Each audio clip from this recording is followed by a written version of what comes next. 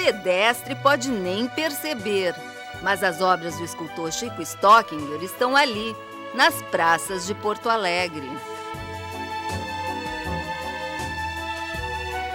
No canto da Praça São Sebastião, no centro da capital, Chico nos deixou este painel. Aqui os touros, o guerreiro a cavalo e o guerreiro em pé convivem pacificamente. Deste lado do mural, uma sobrevivente reina soberana.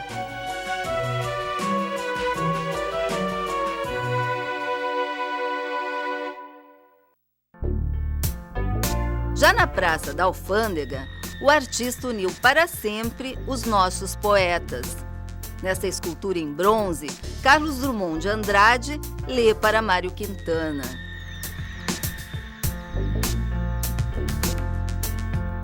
Na esquina da Rua General Câmara com a 7 de Setembro, também no centro de Porto Alegre, uma outra escultura de Chico chama a atenção.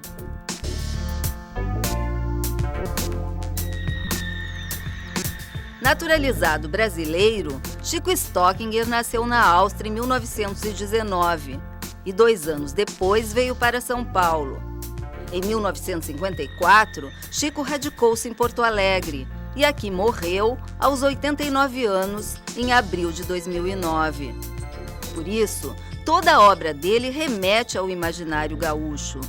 O guerreiro gigante que guarda a escada entre o primeiro e o segundo andar do Museu de Arte do Rio Grande do Sul não é exceção.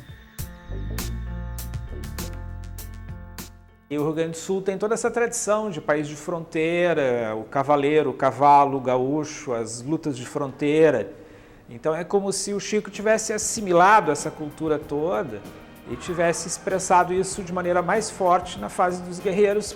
Em 1960, Chico foi um dos fundadores e o primeiro diretor do Ateliê Livre da Prefeitura de Porto Alegre. Ainda na década de 60, ele dirigiu o Margs. No acervo do museu, nós encontramos várias obras dele.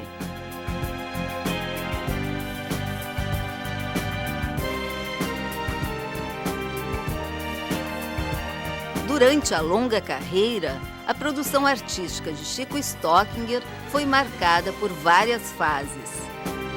Inicialmente, ele retratava figuras humanas, figuras associadas à religiosidade, que foi a primeira fase.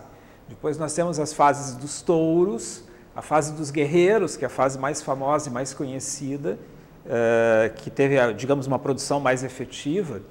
E depois ele teve outras sucessivas fases, que é a fase dos gabirus, que são essas esculturas que estão aqui representadas, a fase das flores de metal ou dos jardins de metal, que remete, como essa aqui, que remete à paixão dele pelos cactos, e a fase das pedras, né, das esculturas em granito, mármore.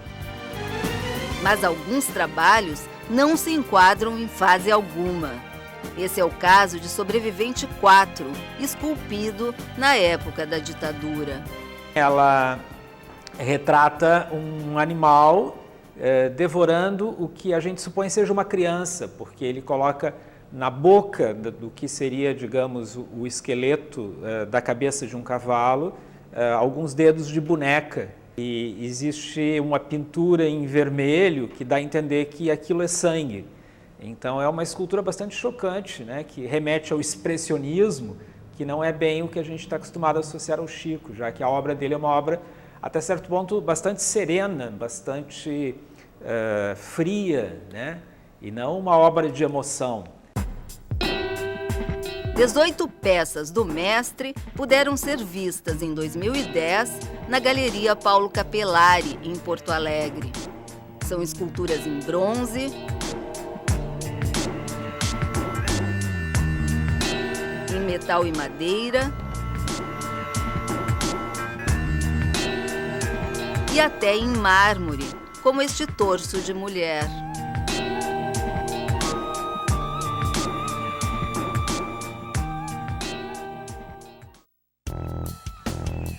O touro, na obra de Chico Stockinger, não está associado apenas à fertilidade.